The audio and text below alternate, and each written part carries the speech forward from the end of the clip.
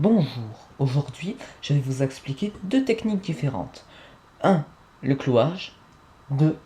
La fourchette. Premièrement, le clouage. Je vais vous montrer un exemple. Comme celui-là. Fou noir. Ici.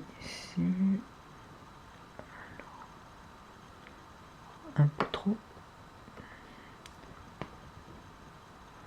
Le cavalier est ici.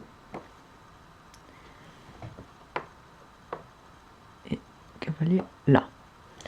Dans cet exemple, le fou est protégé par le cavalier par exemple. Le cavalier noir est cloué, car le fou lui porte pression. Il ne peut plus bouger le cavalier. S'il le bouge le cavalier, le blanc pourra manger la dame, ce qui serait une très grande erreur. Dans ce cas-là, c'est un cas parmi tant d'autres, le cavalier est cloué. Maintenant, la fourchette. La fourchette, donc je vais vous donner un exemple très bref. C'est lorsque il y a, par exemple, une personne qui peut manger deux choses. Par exemple, dans ce cas, et celui-là,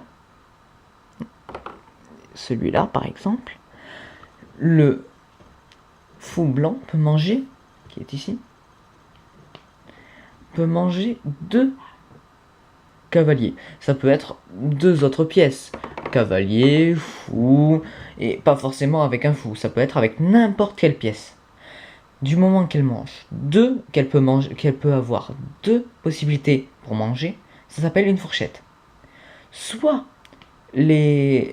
ceux qui sont pris en fourchette attaquent et mangent le fou, en l'occurrence le fou, et donc la fourchette n'est plus, soit ils doivent sauver une des deux pièces, en l'occurrence un cavalier, n'importe lequel, et donc là, perdent l'autre, évidemment.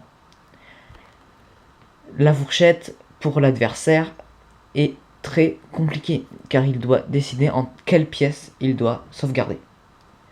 J'espère que cette vidéo très courte vous a plu. Et mettez un j'aime, ça fait toujours plaisir. Au revoir.